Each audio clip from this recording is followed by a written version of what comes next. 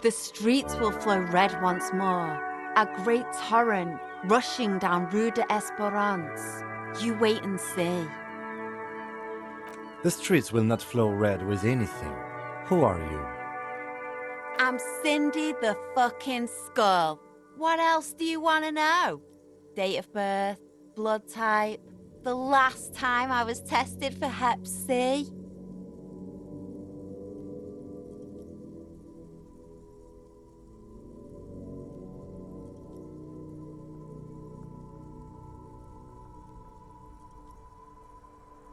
And here I was trying to be polite. Just can't win with you pigs. She's grown frustrated with her work and welcomes the opportunity to challenge authority in other ways. That smell coming from her paint bucket, it's not paint, it's heavy fuel oil.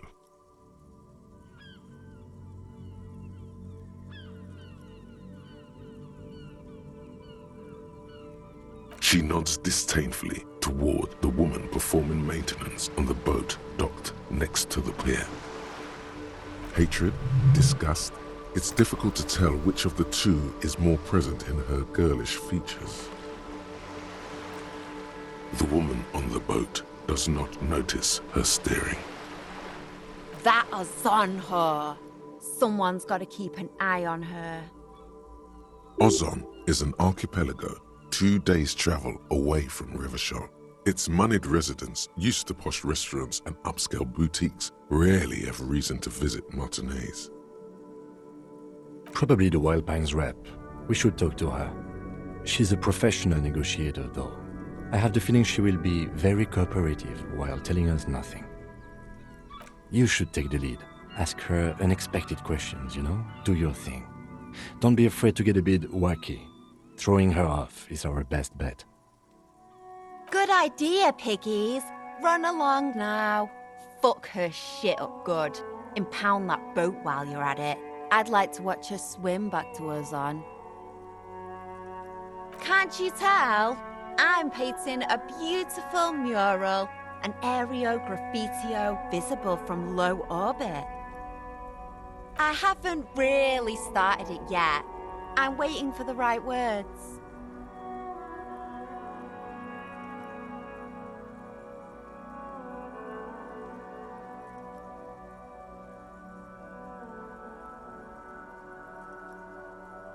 Have you ever tried your hand at graffitio?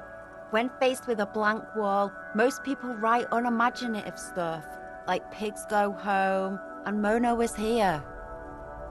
We rarely see pigs round here, though. Just union cads. And my name's not Mona, so... This place is severely lacking in havoc. Not even the occasional trash can fire to break up the tedium. I thought I'd mix it up, you know, summon the forces of crime and social chaos with a wall-sized invitation. Yeah?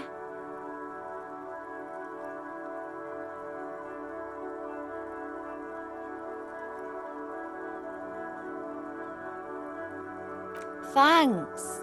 I'm sure the inspiration will come to me now that I have an official RCM stamp of approval. I ain't no snitch, pigstein. Go forth and forage in someone else's shit. No shortage of squealers in these parts. Actually, there is a shortage of people who talk to us in a normal, calm, informative manner. We weren't put on this earth to make your life pleasant, fucko. Red-dyed heavy fuel oil, intended for exclusive use in government vehicles, to be precise. What did you think I was using? Aquarels? Sucked it out of a cop's fuel tank myself. Back in Jamrock.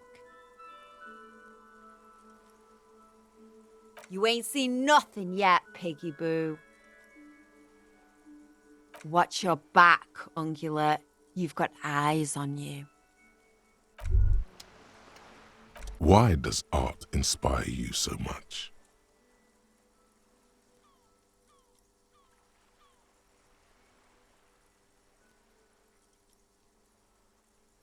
Excellent. excellent question. Art is a diverse range of visual, literary, auditory, and performative creativity. It's an expression of imagination and technical skill. Additionally, it's history, criticism, and pure enjoyment. In short, art is the highest form of human communication, representation, narrative, emotion, and agency intertwined. Have you looked in the mirror lately? You have the exact features of a savage art critic, with that beard and those clothes, disheveled and prophetic. Perhaps you should try to critique architecture too.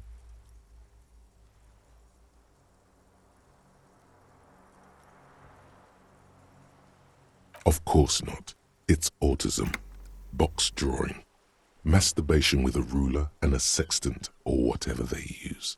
You should demean and criticize the genteel institution of architecture while extolling the virtues of the pure arts. Only the most experimental kind. Yes, you seek substance.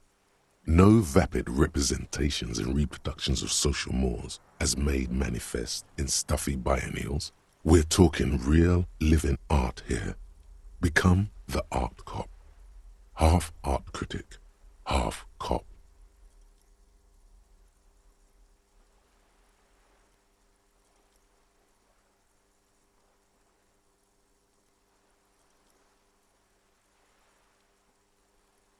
Exactly. It's not only your duty to only catch the criminals off the street, you must also apprehend criminals of the printing press and the gallery, the trite and derivative artists and writers of the world. Go ahead and provide savage criticisms, art cop. The world is yours to rip to pieces and reassemble. Hello again, officers. Have you come to admire my mural?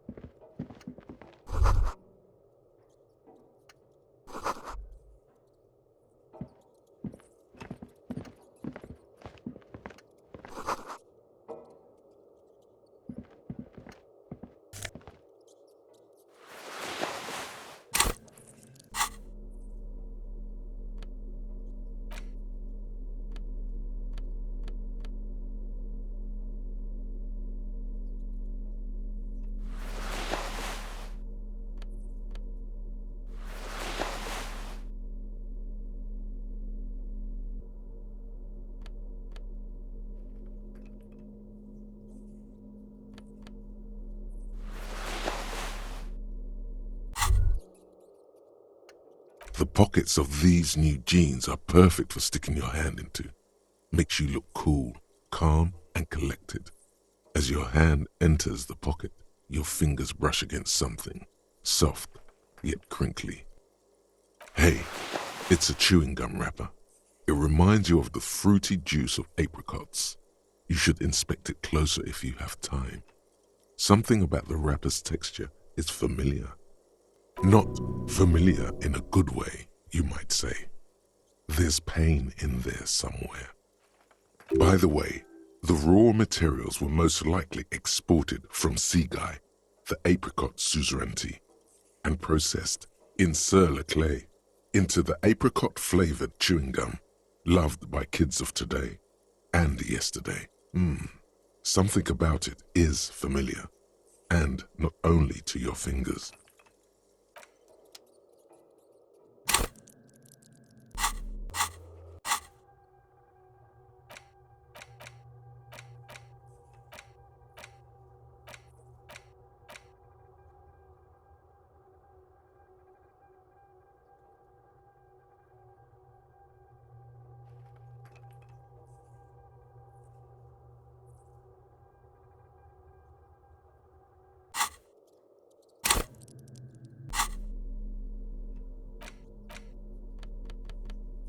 crinkled chewing gum wrapper. The worn label reads, Tutti Frutti. It smells faintly of apricots with a barely noticeable twinge of cinnamon. You feel compelled to point out that there's nothing fruity about cinnamon.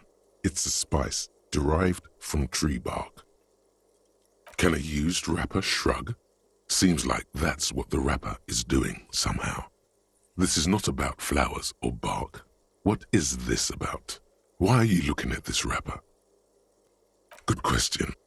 There is no answer or secret phrase written on the inside of the wrapper, yet you're drawn to it. Drawn by regret. Stop before you hurt yourself with a Tutti Frutti wrapper. Throw it away, please. You carefully fold the wrapper into a square before putting it back into your pocket, lovingly even, despite the strange feeling of regret.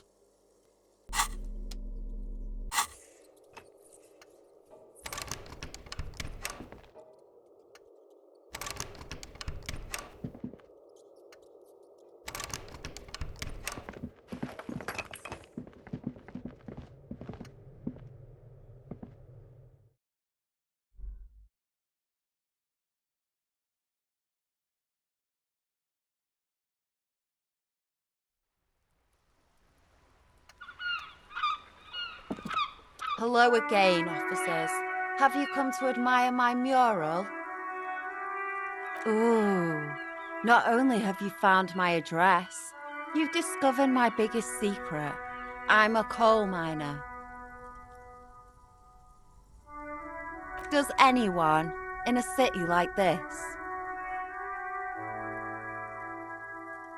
Yes, I keep hoping a shaft will collapse on me, but somehow it never happens.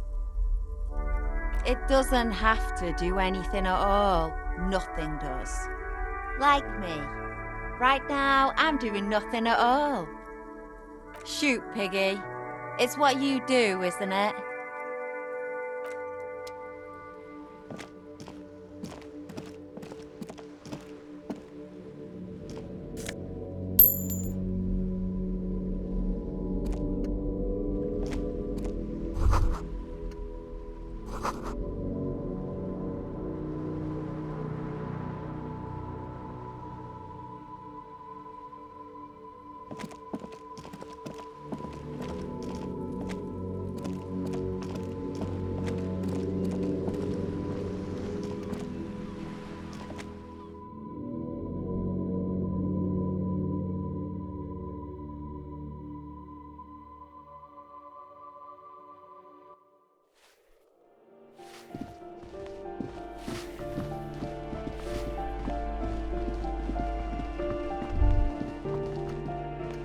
That isn't just a five-pointed star.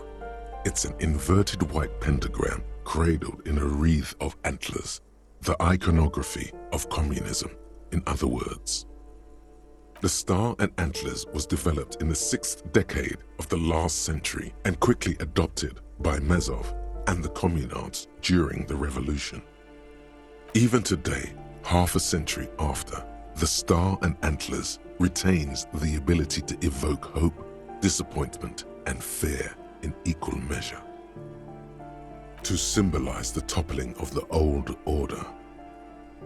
Also, some social democrats were already using it.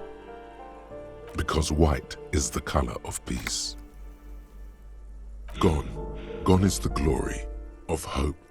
Only the scribblings of impoverished students remain in dirty hallways.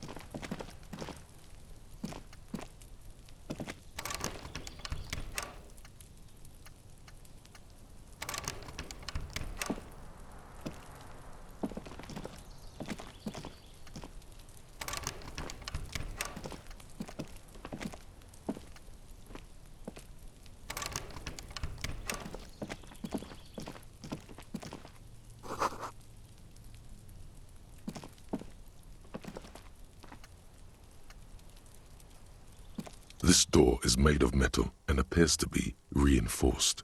Someone here really values their security. Number 28. This is where the cleaning lady said the smoker on the balcony lives. Let's see if anyone's home. Knock on the door. No one answers. Looks like the young man we are looking for isn't home. I think our best chance to catch him is in the evening.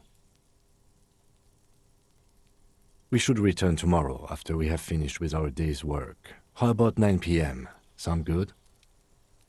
The smoker on the balcony. This is why we're here, right? He might know something about the murder. So tomorrow 9 p.m.? Don't worry. It's mostly all still here. You can remember things. You got this. Tomorrow, 9 p.m., right here. Apartment number 28. Good, let's go. Damn. Turns out it's quite tricky finding someone in a big apartment building. Don't worry. You'll get him. Remember, tomorrow, he's probably gone for today. No one answers. We should return tomorrow. Tomorrow at 9 p.m.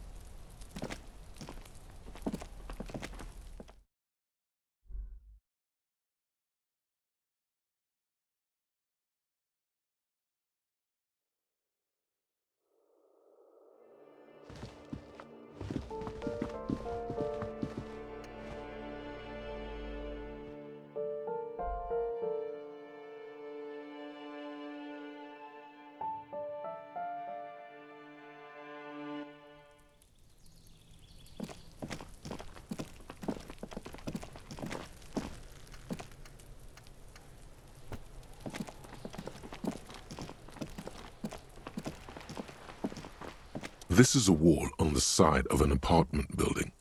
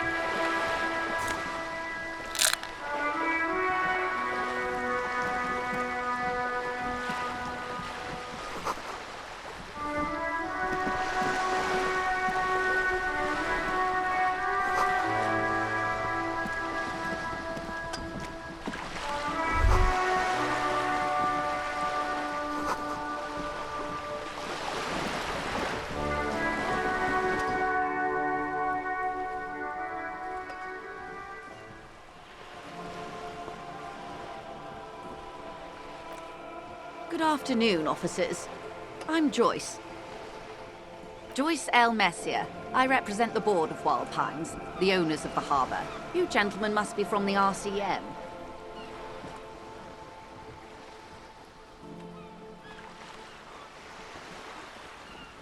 I'm glad to see you here. I was dispatched to handle a strike, not a lynching. Anything I can do to assist the RCM in this matter, I will, gladly.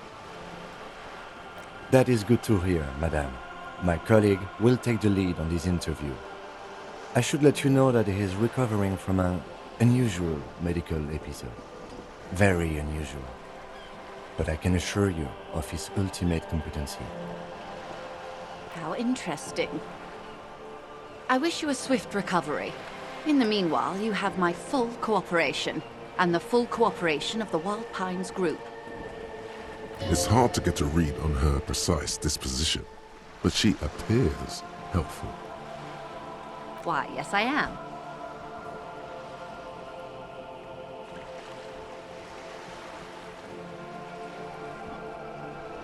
The boat? No. It is called PT18 because that's the type of sloop it is. It's a pleasure craft, a 19 pacer. It also happens to be rated for Category 1 racing, though these days I mainly use it for business. My sloop? I like it a lot. It's the eel's hips, baby. I'm enjoying this part of the interview. It has so little to do with the murder we're investigating. Of course there are. We're on an archipelago. How else are you supposed to get around?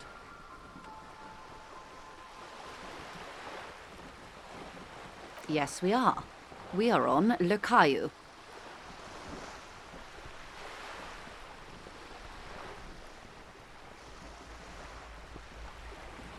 We are. And the city of Revachol is on the island of Le Caillou. I haven't seen anyone else drive a souped-up Capri Kenema motor carriage either.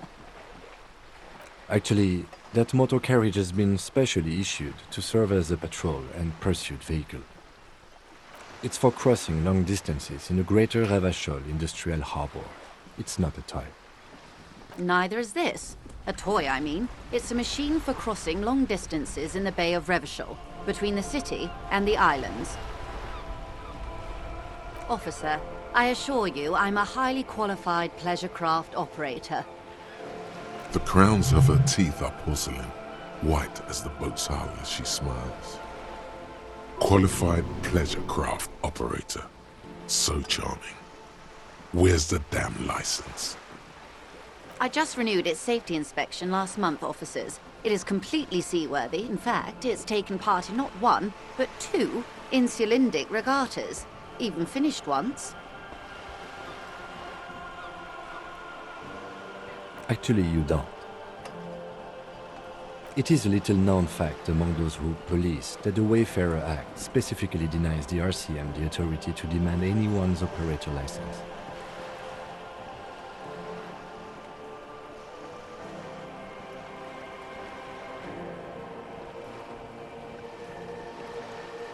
Unless it's their passport. No. Do you want to ask for the lady's passport? Of course.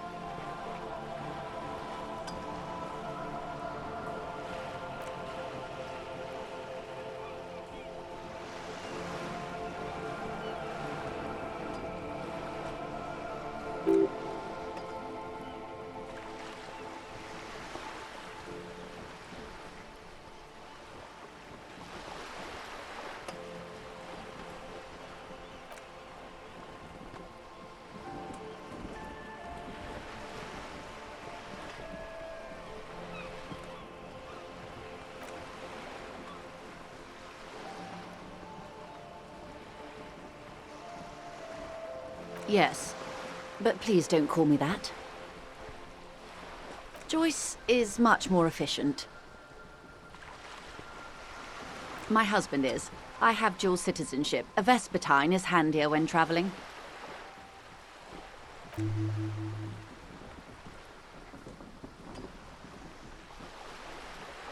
Good.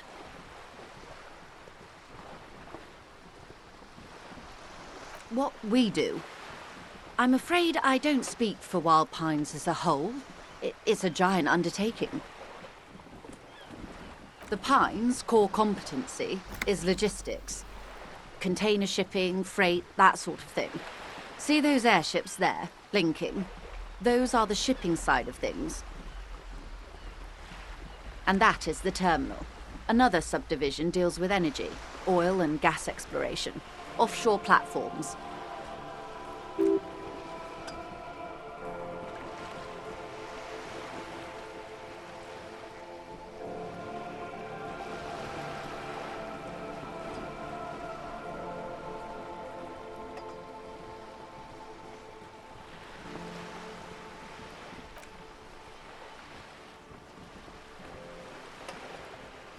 Why, thank you.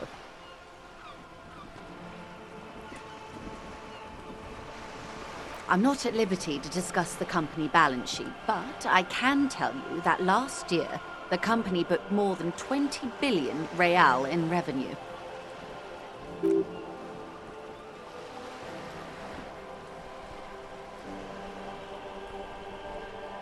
$20 billion is a large number, but the conglomerate employs 72,000 people. They all need to be paid. Then there are capital improvements, interest payments. A conglomerate the size of the Wild Pines is like a shark. If it stops moving, it will die. Then what becomes of those 72,000 families? It's a tremendous responsibility. They started as an exploration and cargo fleet conducting trade between the Samaran and Insulindian Isolas 250 years ago, when pine ships explored the South Seminese and charted Lomantang on behalf of the suzerain. Centuries of care, deliberation, and madness have gone into this endeavor. Vessels pass through the great unrest to re-emerge with apricots in tow. The logic of the system is totalizing. It's taken everything from its employees to build it. You know more than you let on. Certainly it helped, but most of the original Indo tribes have failed or been absorbed. To survive, Wild Pines had to grow and adapt. No suzerain did that.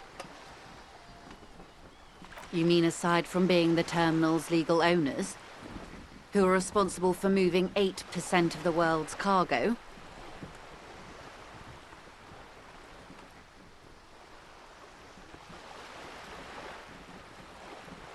We built this district. All the best parts of it. Rue de Saint-Ghislain, with its bastions, the plazas Meteor and Mosaic. Even some of the old street lamps have been put back thanks to the investments from the WP. Before Martinez was swallowed by the industrial harbour, even before it was part of Revachol, long before Terminal B was erected here, the Pines built it as a resort for its Revacholian employees. A company getaway, for a weekend or a summer holiday. Then came the revolution. But that's another matter. I'm here to make sure the Pines can fulfill their responsibilities to the place they built. With your help, hopefully, says her warm tone. Everything. Right up to, but not including, trade secrets. First, you'd have to repeal the Emergencies Act of Trade and Aliments. That gives me the right to silence. It's quite the octopus.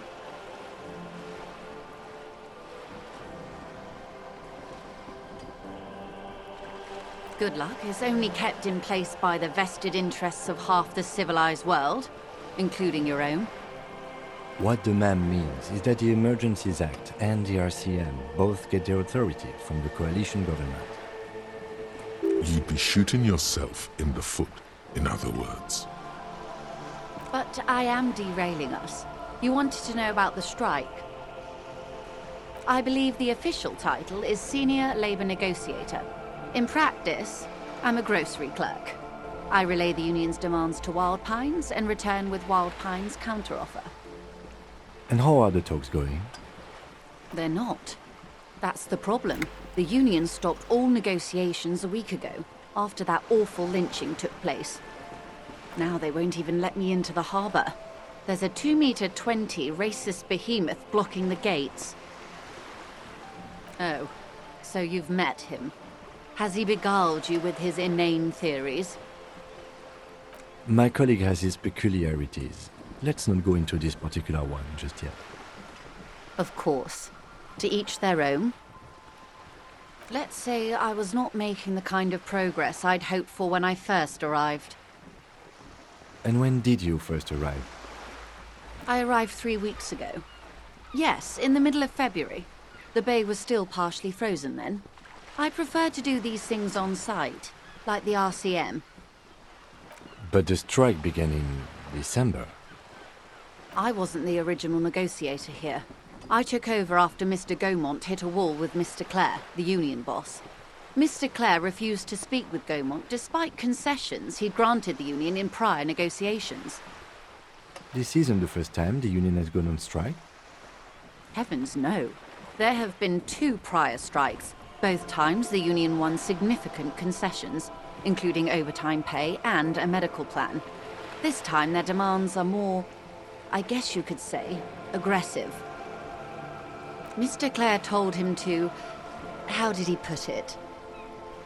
Fuck off, midget.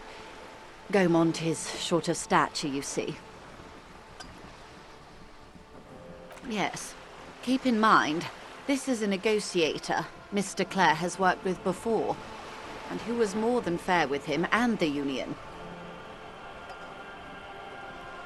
The scabs?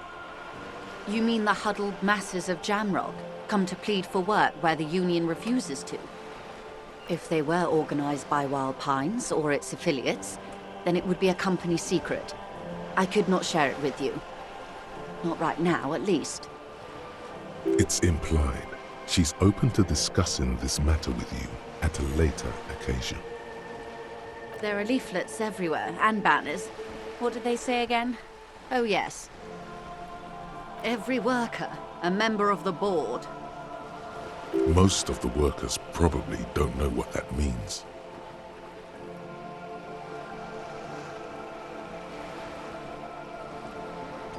In its defense, another said, demand democracy. Pretty tame stuff compared to every worker, a member of the board. Fortunately, they explained it. Every time the Wild Pines group makes a decision about anything, it needs the signature of each of the 2,200 workers in its Martinez terminal. Just so you understand, this is but one of 22 terminals owned by Wild Pines. Essentially, not only are they kings of the company, they are also kings of the 72,000 employees of Wild Pines Group. They're having a blast.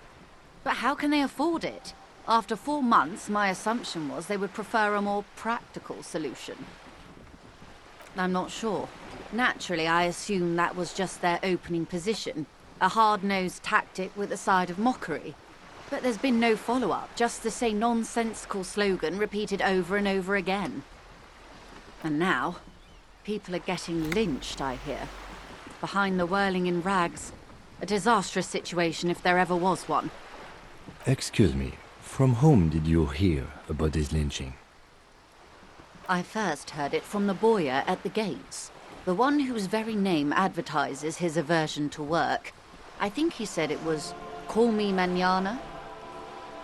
This checks out. Everard Clare is a man of the utmost integrity. If you can say one thing about him, it's that he always puts the interests of the workers first. Of course not. Everard is fantastically corrupt. I imagine he has a thick, viscous goo where you and I have blood. He is the most corrupt individual I have ever seen, and I deal with men like him for a living. If there is anyone more venal, more irredeemably nepotistic, then it's his twin brother, Edgar. Yes, Edgar looks exactly like his brother, except for that lazy eye. He also talks exactly like Everard does, and when one's term as foreman is up, the other takes over.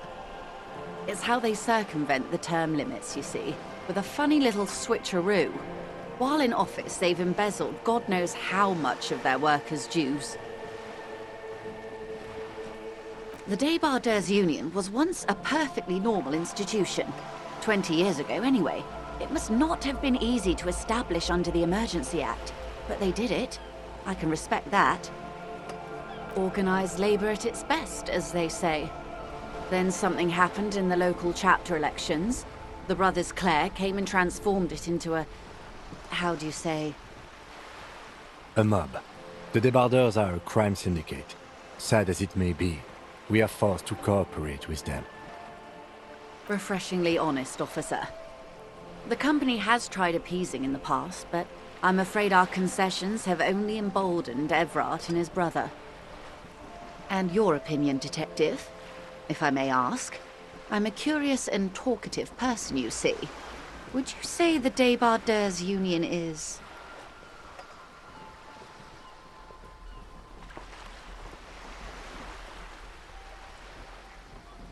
Of course, officer. I'm glad you asked. There was a woman, the previous forewoman of the Union. She disappeared. Disappeared? Yes. On the last day of the local chapter elections, her daughter phoned in and said she wasn't running anymore, or coming to work. Ever. End of story. Downright haunting, if you ask me. The Wild Pines suspected foul play, but what could they do? It was a union matter. The point of the presentation is, these kinds of things happen around the Clares. Watch out when you're dealing with him. Thank you for your concern, ma'am. We'll be just fine. Of course. How else can I help? You have? And how did you like Mr. Clare?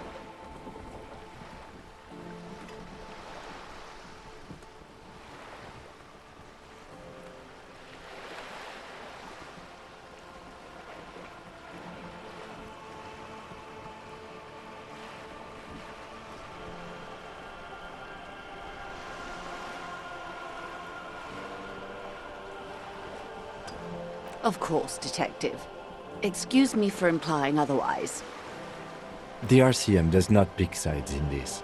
I hope it doesn't come off any other way. Of course. And I don't expect you to share anything he told you with me. I'm not a corrupt verm myself.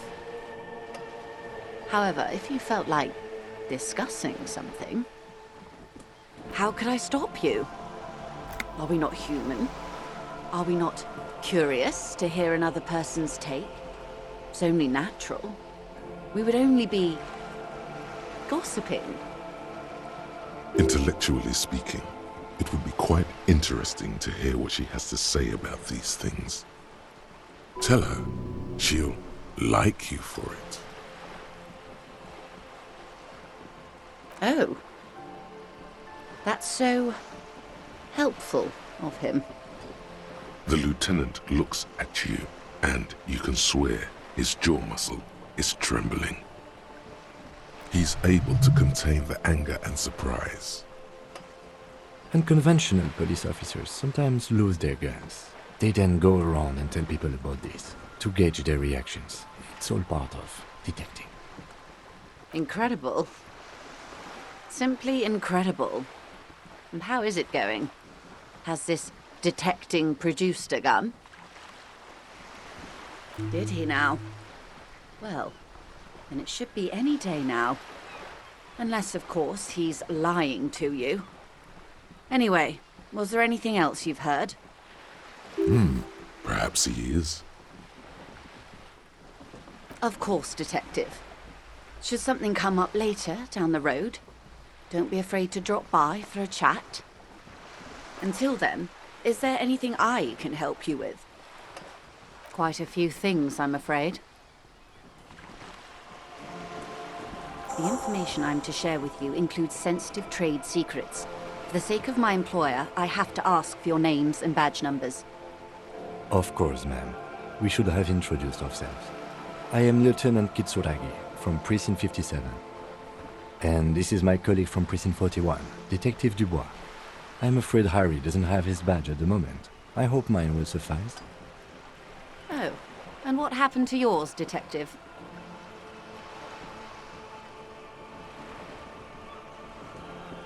I see. So, are you saying you lost your badge during the course of this episode? Oh dear. I suppose this does explain some of the more curious turns in our conversation. She must have been suspecting something for a while now. As I said, ma'am, his technique may be very unconventional, but he is an officer of the RCM. Of course, I sympathize, but I'm afraid I simply can't share anything more until I've seen that badge. Hang on. She's a professional negotiator. She should be open to some sort of mutually beneficial arrangement. She's a negotiator. Just float a favor at her. Insinuate. I will be frank with you. If I'm going to break protocol, I need to be able to justify it to my superiors. They're going to want to see something very tangible. You're in, but expect her to drive a hard bargain. Reports from inside Terminal B suggest it's a hub for the local drug trade. This is an open secret in Martinez. The Union controls the terminal, so it goes to reason. They're profiting from this trade. The company has tried looking into this matter before, to no avail. Perhaps someone with your authority and resources might turn over the right stones. Or you can recover your badge. Though if I may be blunt with you, it sounds like that may be a lost cause. Detective, a word in private before we continue.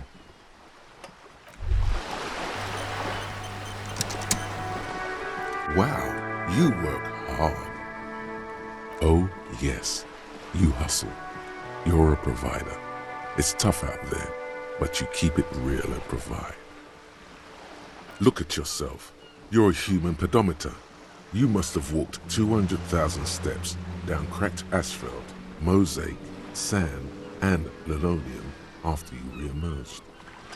That is the sign of a hustler who never gives up. The world is harsh and people are evil. You didn't make it that way, and you won't let it break you. You ride. That's just what it's like, life and death. But you got gills on your side, baby. Got those black papers with the faces of the innocents on them. You bring in the Franco Negros and the Solas. It ain't easy, but you do it, day in and day out. You didn't make the rules, but you won't lose. You're a cop, and a sprinter, and a money printer.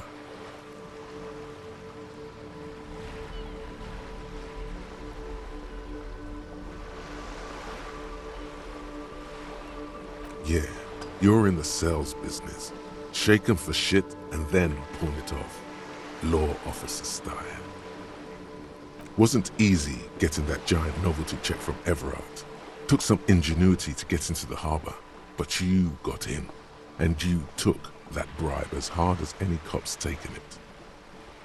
You didn't log that in as a donation either. You don't log any of that shit in. You're a straight rider. Sure. And has it been easy? Is life easy? Have you not gone into cardiac arrest? Are you not about to have an anxiety attack or shoot yourself in the mouth? But you still hustle 24/7, ride or die. Now, ask yourself, are you rich? That's right. You work harder than anyone. You almost rode yourself to the grave and you're still practically a hobo. Why is that?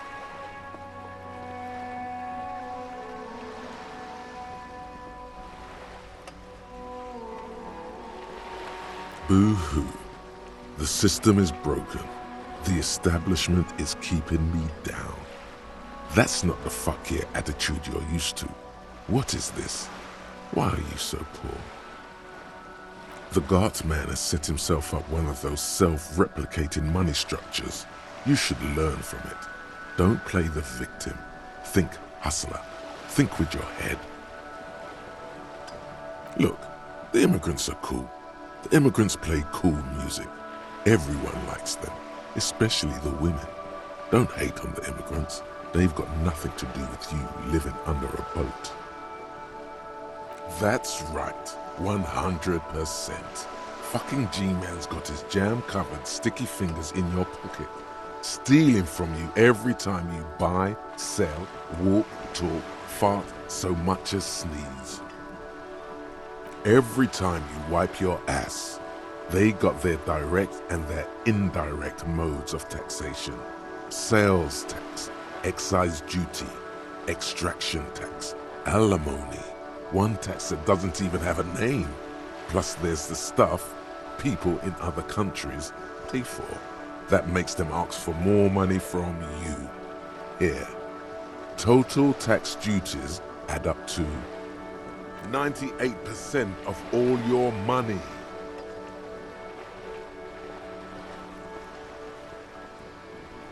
Here you go, hustler. Fight the righteous fight. Free the people. Keep it real. Keep it street. Keep foaming at the mouth furiously on the tax issue. Wow, so someone's been a little boring. Yes, my standard liege. Someone's seen all sorts of wild ideas pop off and thought, I'll take the boring one. The regular, please. The brown.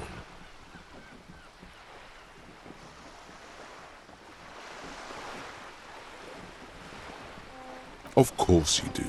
Maybe some regulations and a usual pistol to go with them. It's official. My lord's copper type is regular cop. I'll let everyone know. I'll send out a telefax.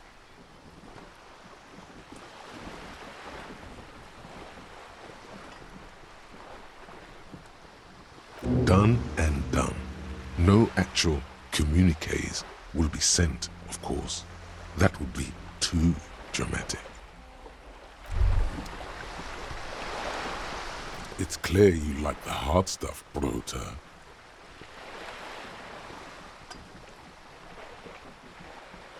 Evening falls. The time has come to take the vow. The vows are blood and flesh. Lower intestine, the term is metabolic and circulatory system. Fascism, Brota. Many things, but it's mostly about trusting your gut. Who does your gut tell you is the source of Revachel's problems?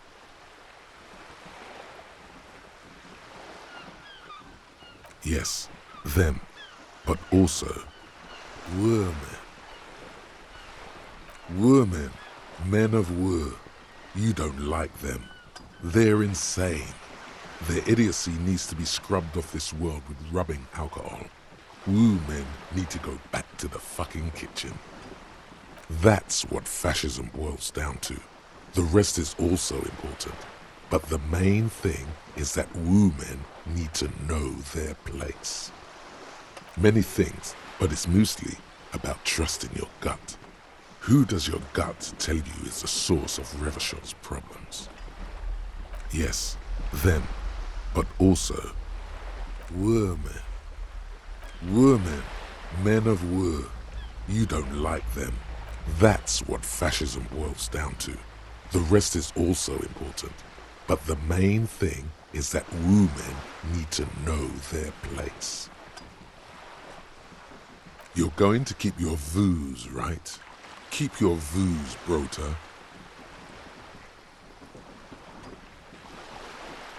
For the nation, smart. Best not to mention the women too often. That's why you're the head and I am the stomach. Of course you are, Bruta. Of course. A wink-shaped growl sounds from your ass.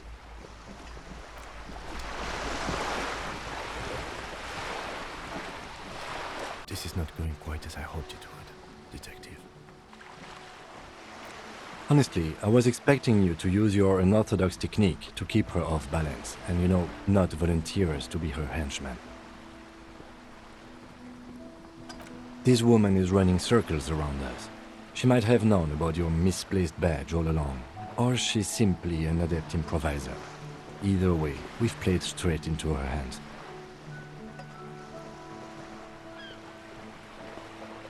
No. If there is reasonable suspicion, we must investigate. Otherwise, she could claim we're siding with the Union, or that we are on their take. We'd never hear the end of it. What I propose is, we ask her, then we investigate, briefly. But do not share the outcome of this investigation with her. We tell her it's done and demand for her information on the lynching.